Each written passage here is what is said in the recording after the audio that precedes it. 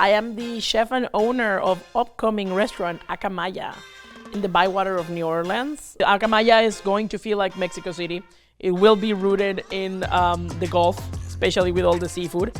And it's gonna be a casual experience. You know, you can come in, you can have like a ceviche and a beer, hang out, or you can come with 10 of your friends and throw a rager. Tirar la casa por la ventana, which we say in Mexico, which means to throw the house out of the window. You know, you can just go as hard as you want.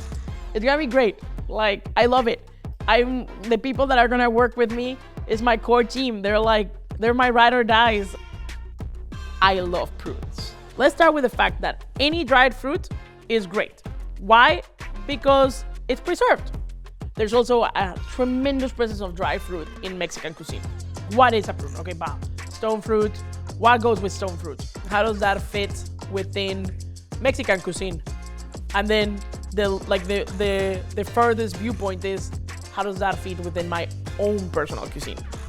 And then just like, I feel like you just take a note from here, a note from here, a note from here, from every level, and then you just go like, okay, here I am.